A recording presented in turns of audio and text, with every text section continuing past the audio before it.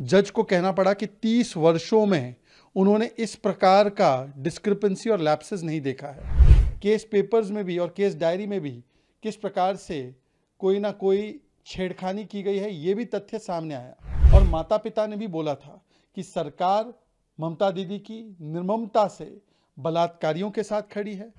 सवाल तो सिर्फ इतना बनता है कि ममता बनर्जी, ये बताइए कि आप कब इस्तीफा देंगी। कि ये निर्ममता वाली सरकार है तो अब केवल ममता दिखाने का ढोंग करने से कुछ नहीं होगा। ममता बनर्जी जी, ये घड़ियाली आंसू बंद कीजिए।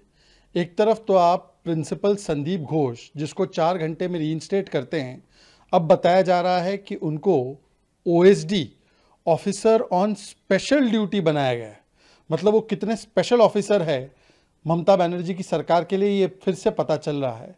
और दूसरी ओर जब सुप्रीम कोर्ट ने फटकार लगाई है, लथाड़ लगाई है कि किस प्रकार से पश्चिम बंगाल की सरकार ने इंस्टीट्यूशनल और सिस्टमैटिक कवरअप किया, जज को कहना पड़ा कि 30 वर्षों में उन्होंने इस प्रकार का डिस्क्रिपेंसी और लैप्सेस नहीं देखा है।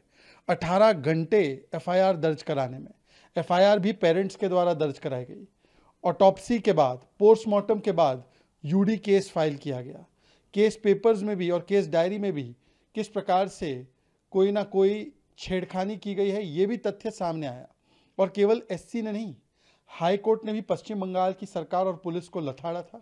और माता पिता ने भी बोला था कि सरकार ममता दीदी की निर्ममता से बलात्कारियों के साथ खड़ी है, सबूत मिटा रही है और बेटी को न्याय दिलाने में उसकी कोई दिलचस्पी नहीं है। अब इस प्रकार से पत्र लिखने का कोई मतलब नहीं है। सवाल तो सिर्फ इतना बनता है कि ममता बनर्जी, ये बताइए कि आप कब इस्तीफा देंगी, आप कब जिम्मेदारी उठाएंगी। और दुख की बात यह है कि इंडी अलायंस के तमाम जो नेता है वो चुप है। वो इसलिए चुप है क्योंकि कन्नौज में जब अखिलेश यादव जी के नेता बलात्कार करते हैं तो उस पर कोलकाता वाले चुप हो जाते हैं, और कोलकाता में जब इस प्रकार का जघन्य अपराध होता है तो कन्नौज वाले चुप हो जाते हैं।